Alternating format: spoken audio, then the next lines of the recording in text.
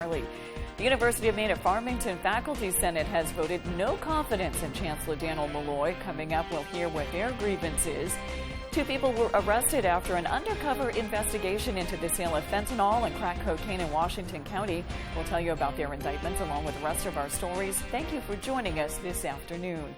First, let's check in with meteorologist Devin Biggs. Happy Thursday, Devin. Hey Susan, happy Thursday afternoon. Your first weather forecast brought to you by Luigi and Fredericks, across from Eastern Maine Medical Center, serving the greater Bangor area for over 65 years. Alrighty, so we're watching for increasing clouds today as we have a system that will be moving in from the southwest going toward the north and east, and this will give us opportunities for a few rain showers later this afternoon in the evening time frame. Nothing too ridiculous, so we're watching this little system right about in here moving from the southwest to the north and east. So rain will be moving in today. Once we get this through later on tonight, we will be done and things will be calmer as we head towards your Friday. So here's the clouds right here. Here's the rain that'll be moving in later this afternoon. Nothing too ridiculous, but then after the fact, we will remain mostly cloudy through the evening. Then, of course, more fog developing too. Some of that may get thick in a few areas. As for the wind, getting pretty gusty, getting up to around 10 to 15 miles per hour in a few areas offshore. But for us, still looking pretty good and, in fact, really going calm as we head toward the overnight period. So for today afternoon, rain showers will have highs in the lower 60s and a south wind getting up to about 15 miles per hour. Later on tonight, 45 degrees, rain showers early, then some patchy dense fog afterward. A lot of that east wind at about 5 to 10 miles per hour. Moving ahead towards tomorrow, 64 degrees, becoming mostly cloudy, and a southeast wind at about 5 to 10 miles per hour. And your early forecast for the rest of the afternoon period, increasing clouds with chances for rain showers and temperatures in the lower 60s. Your full 5-day forecast is coming up. Susan? Thank you, Devin. A judge's ruling that allows 2 Foxcroft Academy students who were allegedly involved in a sexual assault case to continue attending school in person has parents upset. Sierra Jordan has the details. Parents and community members were outraged after finding out 2 teenage students who were allegedly involved in the sexual assault of one of their classmates were actually allowed to continue attending Foxcroft Academy. Now, the academy headmaster says the school was just following protocol. We became aware of it. We communicated with the proper authorities. We called the alleged victim, put in support immediately. 2 Foxcroft Academy students appeared in front of a district court judge last Friday.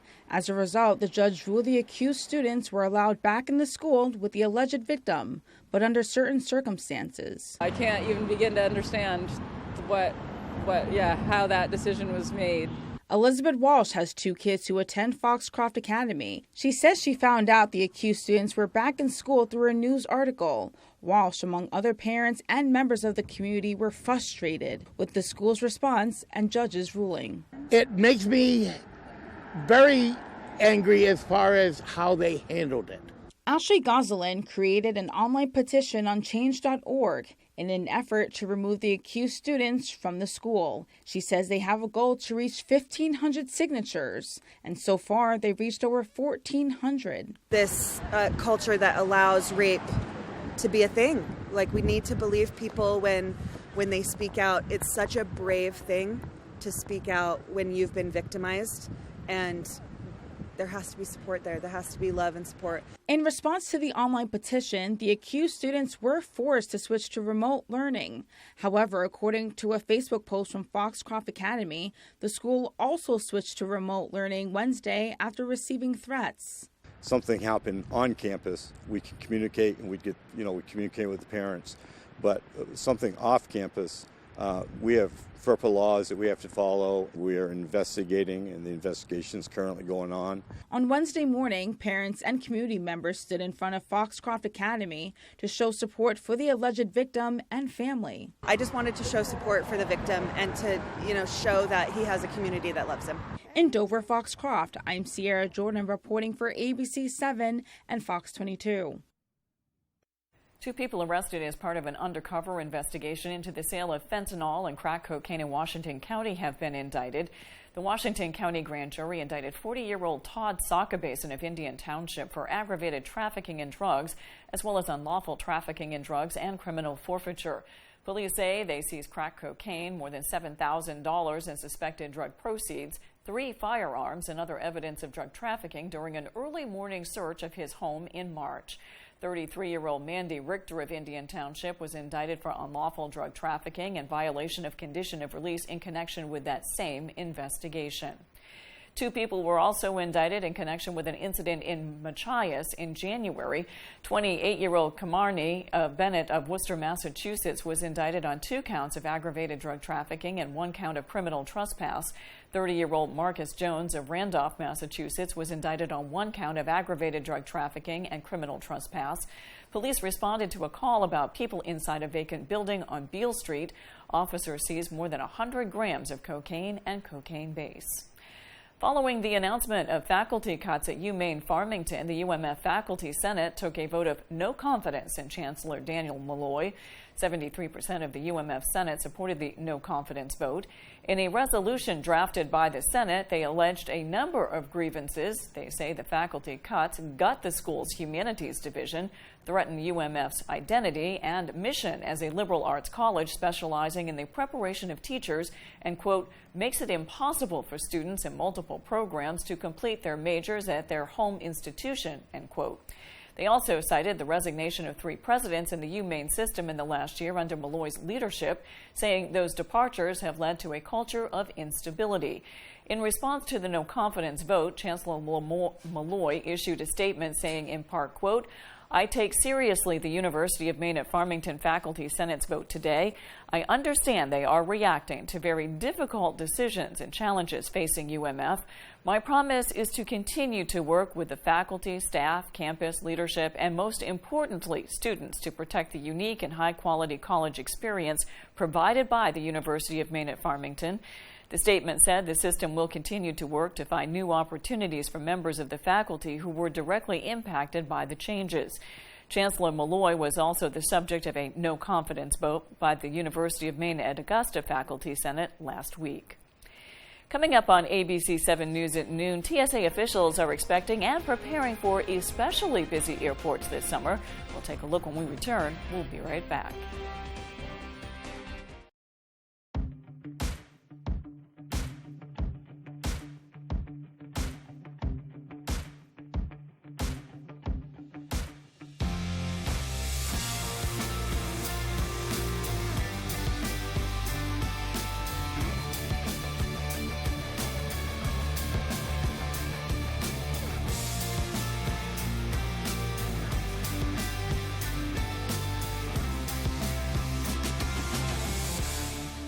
Saliba's Rug Cleaners in Bangor is the best and only spot you should go to for your rug cleanings. Serving Maine for more than 70 years, we care about your rugs. Clean rugs last longer, and our family takes pride in being the professionals that you can trust. Our cleaning process consists of soaking your rug in a bath, shampooing, rinsing, and drying in a humidity-controlled dry room, making sure no detail is overlooked. Need a repair? We fully service every type of rug for you. Saliba's Rug Cleaners. We care about your rugs.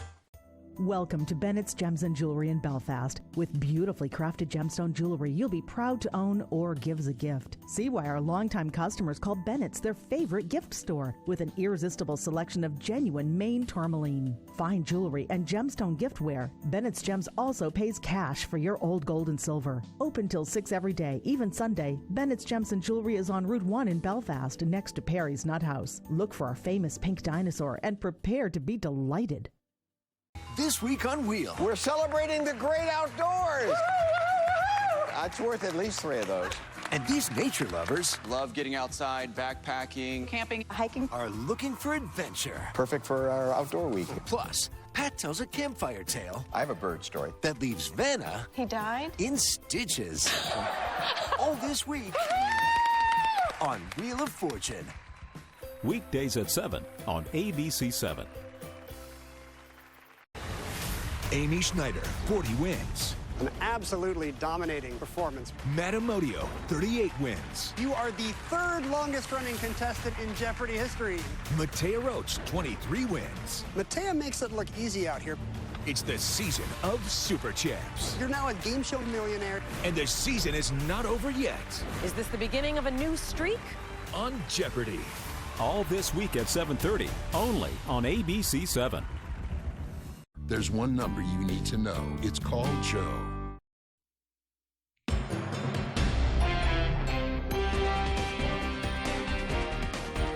Senate makes its final vote on Ukraine aid as the conflict reaches day 85. After a procedural vote on Monday, the Senate is set to pass $40 billion worth of aid today. This comes as the final holdouts of Ukrainian soldiers in a Mariupol steel plant surrendered to Russian troops Wednesday. Wednesday also saw the first Russian soldier plead guilty to killing a civilian, a war crime that could get him life in prison. Attention turns also to Finland and Sweden, who applied to join NATO after decades of neutrality. Now with Thursday's business news, here's Leo Jonathan.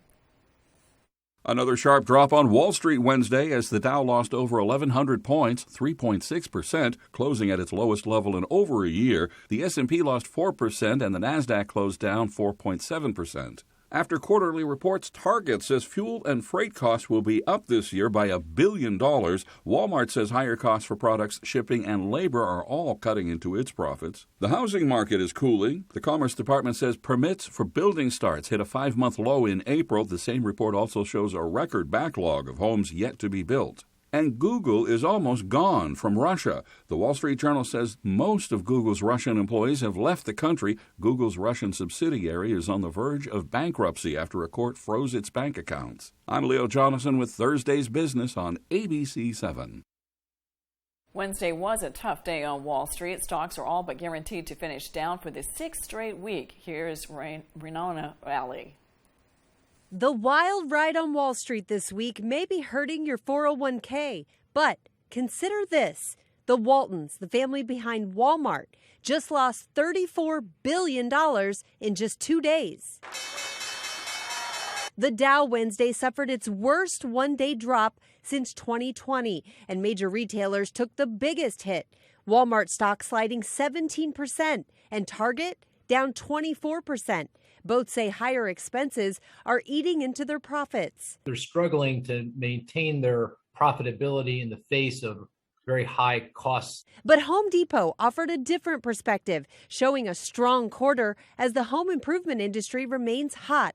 Many of the company's customers are home builders and contractors. We'll get more clues about consumer spending later today when BJ's, Kohl's, and manufacturing company Applied Materials release their earnings. With the cost of just about everything rising, experts are mixed on whether we're headed towards a recession. On the one hand, we have a very strong jobs picture right now. There are far more job openings, a record number of job openings versus the number of unemployed. But inflation is deeply embedded in our economy right now.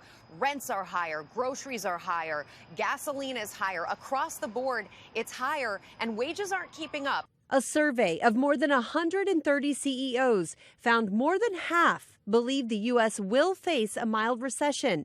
Other analysts predict a significant recession. But I don't think stocks are headed much further south unless the economy is going into recession, and I just don't see that at this point. Suppliers are starting to pass on their new expenses to customers. For example, the wholesale price of eggs rose 200% last month from a year ago. TSA officials are expecting and preparing for especially busy airports this summer. Travel volumes have already been increasing in Maine and across the country, and that trend is expected to continue. TSA New England spokesperson Dan Velez gave some tips for making the process as quick as possible. Velez suggested checking the TSA website for prohibited items as well as arriving 2 hours before departure time. Also, having your ID in hand and securing loose items in a bag before going through security are good practices for efficiency. The TSA is hiring in preparation for the summer and offering increased pay incentives. We're hiring across the country. We're hiring in Maine, here at Bangor and at Presque Isle airports. We're offering a $2,000 incentive bonus for folks who sign on between now and September. To apply for a position with the TSA, head to usajobs.gov. Coming up, some Maine lawmakers are calling for stronger protections for minors in Child Protective Services. We'll take a closer look when we return. Did you know that it's possible to buy the wrong type of flooring for your home? Whether you're a do-it-yourselfer or professional contractor, the experts at Don DeKalb Mainwood Floors are here to help, offering solid pro advice from choosing the right material and color to installation. Don DeKalb features the highest quality hardwood flooring sourced from lumber right here in Maine, from Maine traditions. Not only will you get a floor you'll love, you'll get a floor that will last. Don DeKalb Mainwood Floors, buy from the best, forget the rest. At 3 o'clock, Carter's campaign for class president will go live. His platform? Thirsty for change? Juice boxes for all. At 4, Liz will bid online and win. Yes! Yes! At 5, Brandy will stream her first concert and gain her first band. Which is why at 2, I'm down the street preparing for the storm. So no matter what, the show will go on.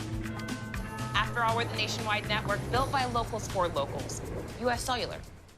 Why do thousands of customers take the drive to Newport for all their shoes? Because Comfort Shoes & More has the styles you want, and they also have trained podorthists on staff to help you with all your footwear and arch support issues. We provide free foot evaluations by people who care about fitting you with the most comfortable shoes you will ever own. We have shoes in stock up to 6C and size 17, from safety shoes and boots, running, walking, casual, or dress. We have it all at Comfort Shoes & More, 19 Moosehead Trail in Newport, across from Irving.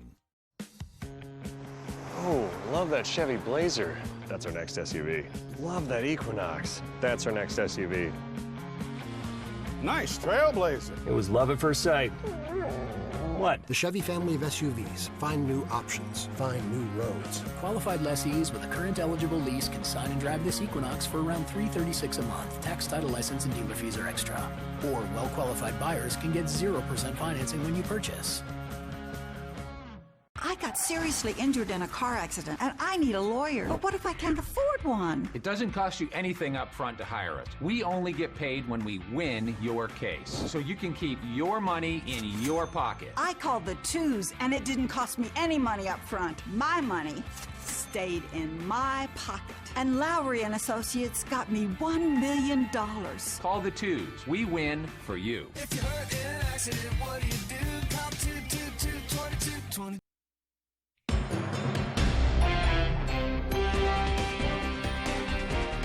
Some Maine lawmakers are calling for stronger protections for minors in Child Protective Services. A.J. Douglas was at a rally in Augusta yesterday where foster parents shared their stories.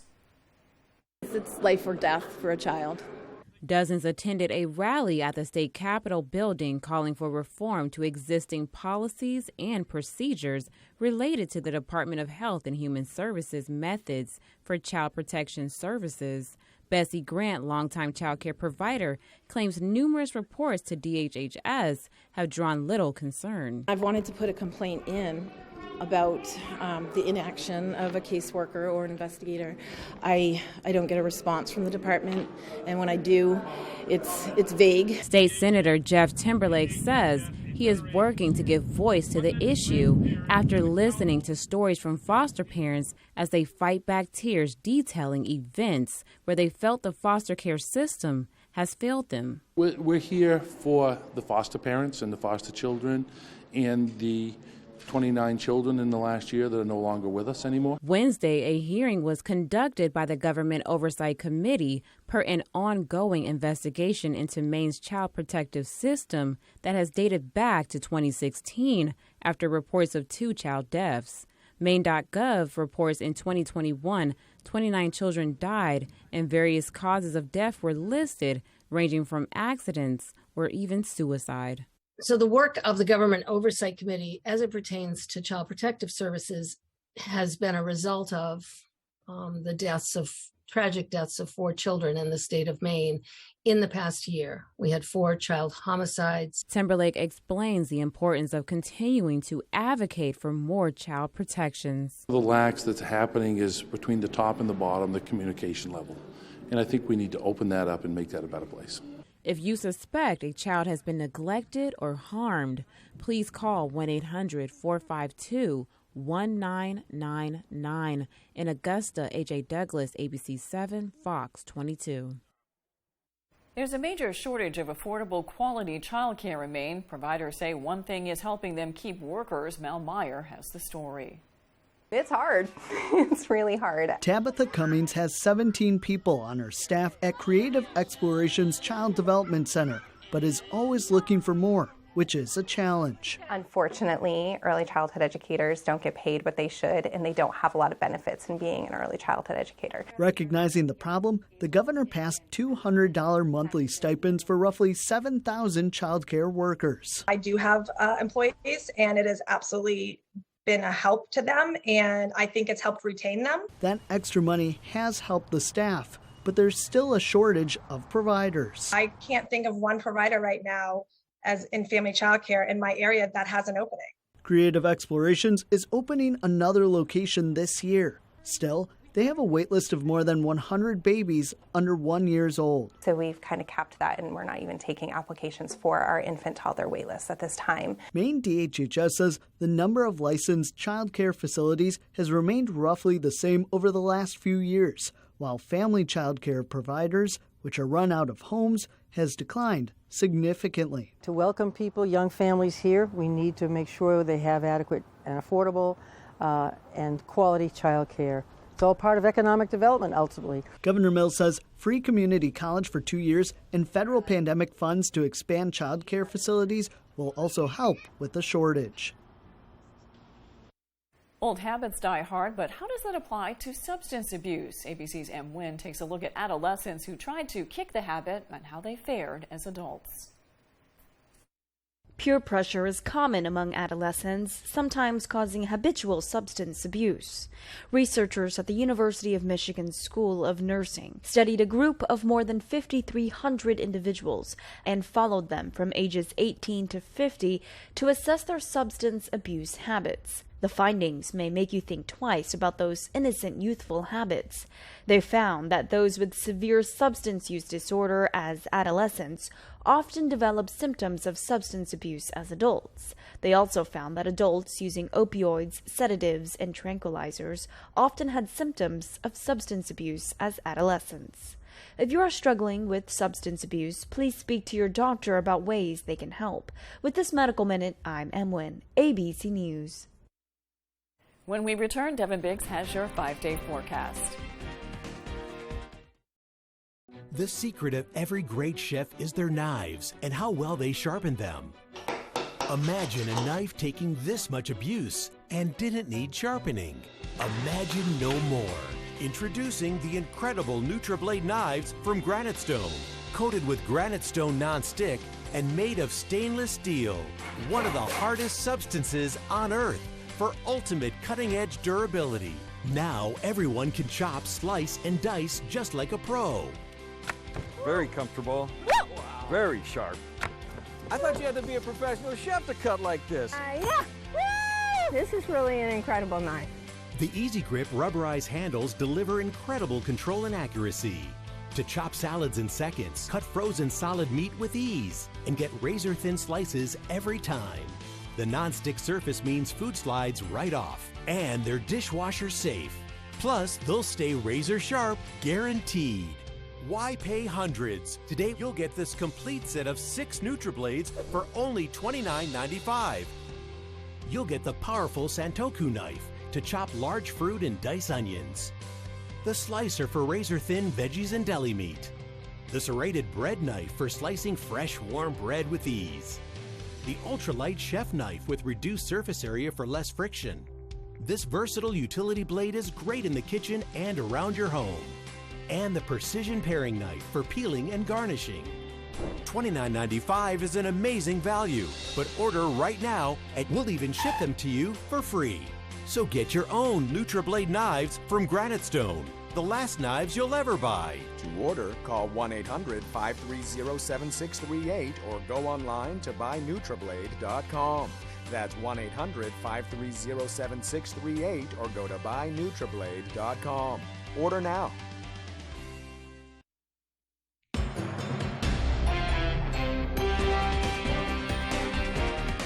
Next week is National Boat Safety Week. Brooke Riley spoke with U.S. Coast Guard members about how to stay safe on the water.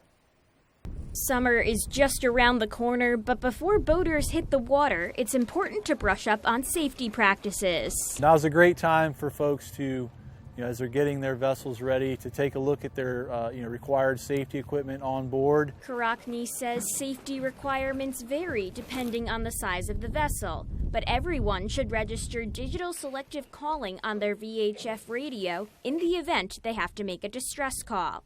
He also recommends putting orange if found stickers on paddle crafts. You want the Coast Guard to have as much accurate information as possible on the vessel name, really vessel name and most importantly the location of where the distress incident is occurring so that we can get assets on scene as quickly as possible. According to Karakni, the Coast Guard offers free boat safety checks as well as classes and has a downloadable app that lists safety requirements for specific lengths of vessels and where it's being operated. If you could file a float plan, so let somebody know where you're going and when you plan to be back so that if you run into trouble, they can call for help.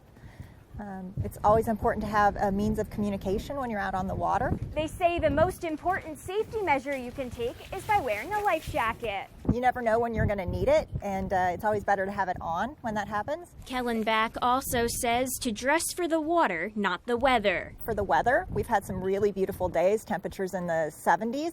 The water is still in the high 40s or 50s, so it's really important that you're dressing for that water should you fall in. With next week being National Boat Safety Week, the Coast Guard has been holding search and rescue / recreational boating safety conferences around the state for local agencies. We want folks to get out on the water, be safe, enjoy Maine. In Southwest Harbor, Brooke Riley, ABC 7 and Fox 22. Now it looks like rain. Let's check in with Devin Biggs. Alrighty, happy Thursday afternoon. Your full weather forecast brought to you by Scott's Recreation, New England's largest trailer dealer, home of Maine's lowest camper and tractor prices, with locations in Turner, Manchester, Herman, and Orono, Maine. Starting off quiet this afternoon, though, not much cloud cover yet. We're watching more of that moving in from the southwest, going toward the north and east, so these clouds will be lasting for most of the day, though, with chances for rain showers arriving by the evening time frame, though. We'll zoom out this map. This is that area of low pressure that's moving in from the southwest, going toward the north and east with a rather active pattern. We'll be calm as we get towards Friday under a mostly cloudy sky, but more active weather across other parts of the Midwest as we do move forward as well. Wave heights are rather calm at this point, 1 to 2 feet according to some of the buoys that are higher further out towards sea, but things looking pretty good for us. But we'll get breezy from time to time too, with gusty winds getting up to about 15, maybe 20 miles per hour in a few spots, but lasting through most of today only, because as we head toward the overnight period, things really begin to calm down in a hurry. And with that in mind, though, our average high is now 67 degrees. We will be below that today and tomorrow in the lower to middle 60s. Then we really warm up by the weekend in the lower to middle 80s. Then upper 60s to lower 70s by Monday, Tuesday, and Wednesday of next week. So futurecast, increasing clouds today, rain arriving by about 5 to 6 o'clock or so. Lasting through the evening time frame, getting out of here after midnight. We will remain mostly cloudy afterward with chances for fog as well. We'll get this out of here in a hurry too before we start seeing things clearing out of here by Friday night. And more fog may try to develop yet again as our next little system may try to sneak in here as we head towards your Saturday. And between now and Monday, though, plenty of rain will be on the way with up to an inch, maybe an inch and a half possible in a few areas before things begin to back off. This area of the state and the northwestern parts are under drought, so this will be some good news for those areas that could definitely use the rainfall. As for today, though, 63 degrees, afternoon rain showers on the way, and a lot of that south wind at about 5 to 15 miles per hour, gusts up to 20 cannot be ruled out. Later on side, 45 degrees, rain showers early, then patchy dense fog afterward. That east wind getting up to about 5 to 10 miles per hour. For tomorrow, 64 degrees, becoming mostly cloudy with that southeast wind getting up to about 5 to 10 miles per hour. And your Scott's Recreation extended forecast. Alrighty, so we're dry on Friday, mostly cloudy. Highs in the middle 60s, lower 80s on Saturday with a chance for rain showers. Thunderstorms on Sunday, highs in the middle 80s. Upper 60s, we cool off on Monday under a mostly cloudy sky. I might have to mow after all that rain. That's all for ABC 7 News at noon. Thanks for watching. I'm Susan Farley. We'll see you this evening with Peter Dubois and Beth Jones on ABC 7 News at 6. Have a great afternoon.